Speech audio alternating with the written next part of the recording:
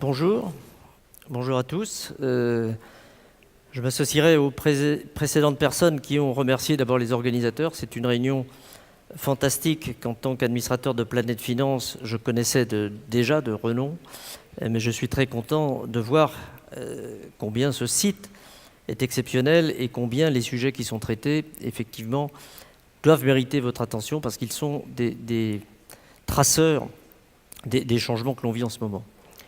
Excusez-moi de ne pas parler italien, je suis un peu confus après la prestation qui vient d'être faite en italien et avant celle qui sera faite également en italien par Madame Zegna.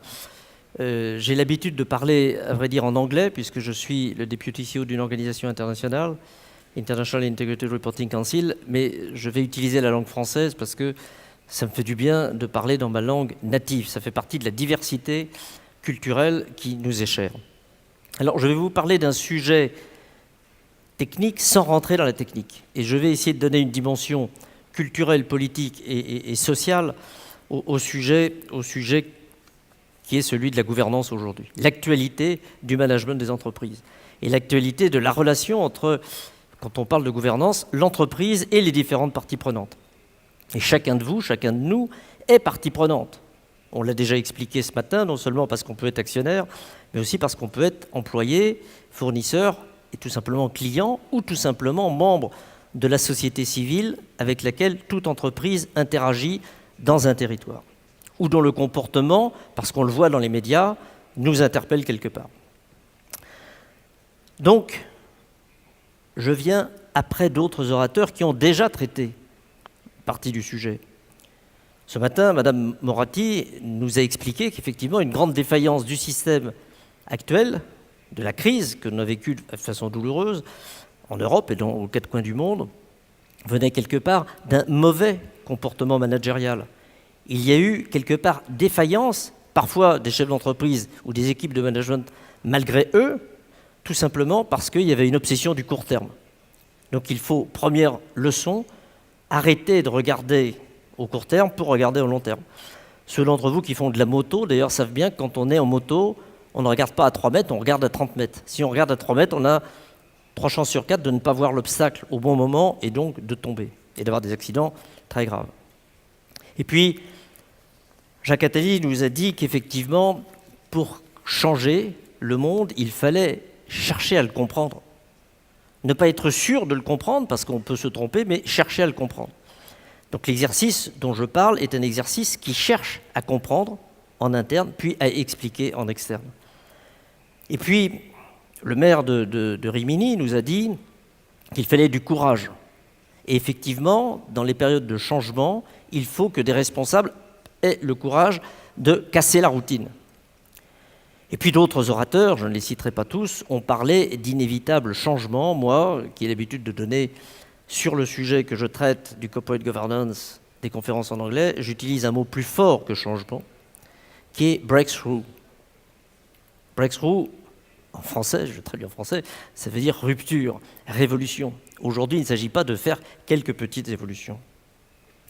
Donc voilà ce dont je vais vous parler maintenant, autour d'actions concrètes que mènent des entreprises et qui transforment peu à peu le management des entreprises et la relation avec leur écosystème.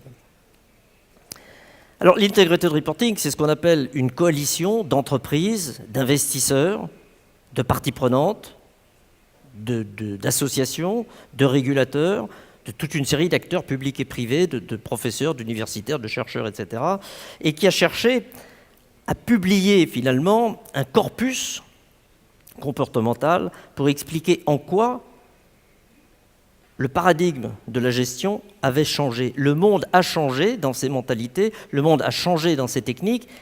Il faut que le management change. Et pour que le management change, effectivement, il faut lui donner un minimum de guide, de structure de changement, un canevas directionnel. C'est la raison pour laquelle, je ne rentrerai pas dans le détail, cette coalition de grandes entreprises, avec des grandes entreprises italiennes notamment, et des grands investisseurs, analystes, chercheurs italiens, des universitaires aussi, ont publié un framework, un cadre conceptuel en décembre 2013. Donc si ceux qui sont intéressés, vous pouvez aller voir le framework sur le site de l'Integrated Reporting Council. Et pour ceux qui n'ont pas le temps de voir les dizaines d'informations, il y a dans ce site le document de synthèse de ce qu'est. Donc vous voyez, une fois que vous avez enlevé la première page, il y a 3 pages de texte, dont la dernière page est faite en partie de citations. Donc de façon très concise, on explique des messages forts. Alors quels sont ces messages forts, au-delà de ceux que vous avez vus à l'écran pendant que je parlais? Eh bien c'est que tout simplement, ce que traditionnellement, et Cédric l'a très bien expliqué ce matin, on isolait d'un côté les éléments financiers, de l'autre côté les éléments dits non financiers. Or, toutes les études universitaires et les travaux d'analystes pointus montrent qu'en fait aujourd'hui, et pour les très grandes entreprises notamment, mais ça vaut pour les autres entreprises, les éléments de valorisation sont en dehors de l'information financière. C'est-à-dire que le non financier est porteur de valorisation financière. Et donc de qualifier même des éléments de non financiers n'a pas de sens. Et d'isoler comme 2 blocs le financier et le non financier n'a pas de sens. D'où la notion aujourd'hui effectivement d'intégration, de mettre les éléments non financiers dans l'explication du business model, mais même plus en avant dans la prise de décision. Ne pas se contenter d'éléments de décision purement comptables et financiers, et donc court-termistes. Voir à chaque fois les conséquences humaines, les conséquences relationnelles, les conséquences diverses que l'entreprise plongée dans un écosystème va avoir à subir compte tenu de la décision qu'elle va prendre, qu'elle soit bonne ou mauvaise, n'est pas la question. C'est quelles sont les conséquences. Et donc, une fois qu'on a dit ça, ce besoin de réfléchir, qu'on appelle en anglais integrated thinking, est à la base du nouveau mode de pilotage des entreprises. Ça ne veut pas dire que les gens ne raisonnaient pas avant, ça veut dire qu'ils n'avaient pas la même perspective de raisonnement.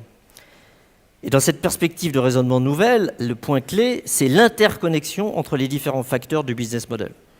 C'est-à-dire qu'il ne faut pas isoler les éléments financiers, commerciaux, humains, stratégiques. Il faut faire en sorte, sur tout sujet, par exemple quand on parle de formation, ne pas parler uniquement du budget de formation, mais faire une analyse base zéro de à quoi sert la formation et comment on va mesurer l'impact de la formation.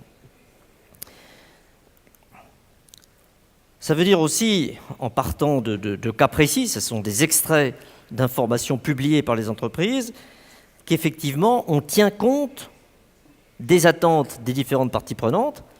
Et aujourd'hui, le monde est partie prenante à n'importe quelle activité, parce que le monde a déjà un jugement moral. On l'a dit ce matin, l'éthique, la morale est venue aujourd'hui s'inviter au programme des dirigeants.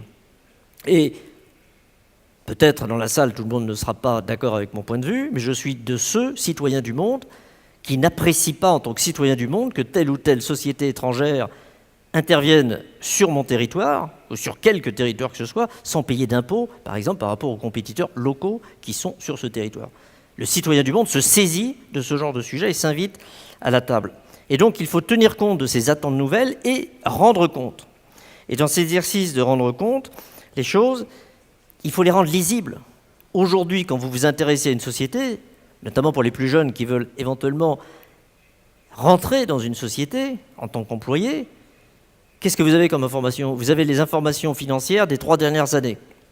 Éventuellement un rapport qu'on appelle Corporate Social Responsibility qui explique par toute une série d'indicateurs que le monde est beau et que tout va mieux dans le meilleur des mondes.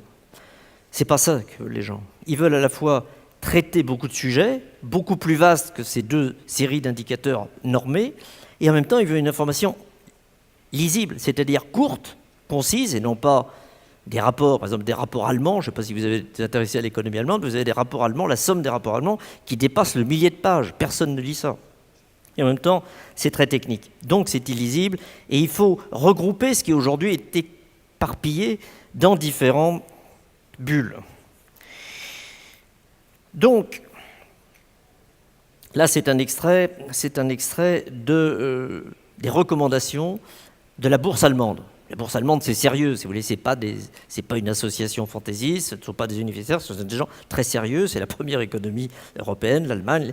Et voilà, ils disent qu'il faut s'orienter vers quelque chose qui met des sujets de durabilité au cœur du business model, parce que l'objectif, c'est de réconcilier, je vais vous le dire en anglais, financial stability and sustainability. Les 2 piliers du futur, c'est comment va-t-on faire converger et unifier, en quelque sorte, ces 2 facteurs de la croissance durable. Donc par rapport à ça, Vous avez effectivement une présentation qui a été faite par la bourse allemande que je viens de citer. Vous avez une autre présentation d'une autre forme qui a été faite ce matin par Cédric, si vous vous souvenez, avec ses 6 centres d'intérêt pour une entreprise quand on veut la piloter. Nous sommes totalement dans cette philosophie. C'est-à-dire qu'en fait, les entreprises qui ont fait l'Integrated Reporting Council se sont dit qu'il faut que les entreprises déterminent elles-mêmes, selon leur propre ADN, la façon dont elles identifient les facteurs créateurs de valeur, puisque la question est d'expliquer aux différentes communautés la création de valeur dans la durée. Un outil donc qui soit flexible et non pas qui soit uniquement là pour faire plaisir à un régulateur, c'est ce qu'on appelle en anglais une market-led initiative, et qui soit aussi signe d'une société actuelle, c'est-à-dire bottom-up, qui ne parle pas des dirigeants qui sont très loin des citoyens de base, mais qui partent de la société civile, des acteurs, des créateurs de richesse. Et également une information qui soit utile à la fois à la prise de décision en interne et à la prise de décision en externe. Quelqu'un citait ce matin même le comportement de client. Si à la lecture de ce que vous comprenez d'un business model ou d'une stratégie, l'attitude, la stratégie de telle ou telle société dont vous achetez les produits ne vous plaît pas, en toute cohérence, engagez-vous à ne plus acheter ces produits. Voilà un acte citoyen positif. Je crois que l'économie positive suppose une certaine attitude d'opposition quand cela s'avère nécessaire pour faire changer radicalement les changements. Une info qui soit aussi explicative. Aujourd'hui, l'information, encore une fois, c'est une information de conformité par rapport à des obligations légales.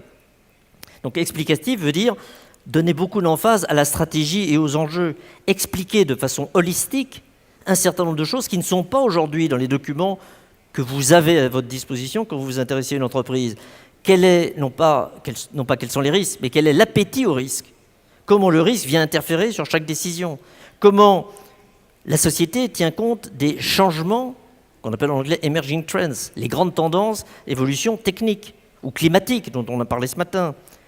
Quels sont les degrés d'incertitude économique et politique? Quels sont les degrés d'incertitude juridique, etc., etc. Donc un certain nombre d'informations prospectives, qui est une des caractéristiques de notre travail. Donc cette démarche, aujourd'hui, par les utilisateurs, elle a de grandes vertus parce qu'elle oblige à partager les expériences, à travailler ensemble, à casser les silos, comme on dit dans les organisations. Et donc ça, c'est quelque chose qui est très important. Et en externe, c'est quelque chose qui apporte énormément aux différentes parties prenantes, au premier rang desquelles, ce matin, il y a eu la question qui a été posée à Cédric et à Catherine sur l'opposition entre shareholder, stakeholder, etc. Le shareholder, l'actionnaire, est un stakeholder parmi d'autres, et s'il est intelligent, à condition qu'il ait compris l'évolution du monde, ce que quand même beaucoup comprennent, il est le plus à même d'intégrer les différents facteurs qui peuvent intéresser de façon plus spécifique telle ou telle partie prenante. Et si vous lisez, par exemple, ici, nous sommes en Italie, les grands témoignages de la société Generali qui adopte cette démarche d'Integrated Reporting, les dirigeants de Generali ont été très satisfaits de voir que les analystes financiers comprennent cette démarche d'adoption de l'Integrated Reporting comme cadre de pilotage de Generali et comme cadre d'information pour les différentes parties prenantes. Alors, le grand enjeu aujourd'hui pour nous, et je terminerai là-dessus, et pour chacun de vous, c'est d'être finalement partie prenante du changement, partie prenante de l'innovation sociale auquel nous sommes confrontés. Innovation sociale qui veut dire qu'il faut faire en sorte, chacun de nous à sa place, qu'aujourd'hui les sociétés traitent différemment les sujets qui vous intéressent, tiennent compte et rendre compte, c'est ça la clé fondamentale. Ma dernière intervention et mon dernier transparent, ce sera pour vous donner le goût de l'action et vous donner une lueur d'optimisme ou un encouragement à l'optimisme. On l'a dit ce matin, parfois on est découragé parce qu'on dit « je suis seul à penser ça ». Et donc moi, qui ai l'habitude de donner un certain nombre de conférences sur ces sujets à travers le monde, je dis « je ne vous laisse qu'un choix entre ces deux citations qui se ressemblent beaucoup, mais en fonction de son style, de son comportement, de son tempérament, on choisit l'une ou l'autre. Personnellement, je vais vous dire que je choisis la seconde parce qu'elle me semble plus complète. Voilà ce que je voulais vous dire, un peu dans le désordre, un peu de façon passionnée, parce que ces sujets sont des sujets un peu émotifs, qui nécessitent effectivement une implication personnelle. Je terminerai tout simplement pour vous dire que ces citations ne sont pas de moi, elle est de quelqu'un qui est assez connu, qui s'appelle Mère Teresa. Merci de votre attention.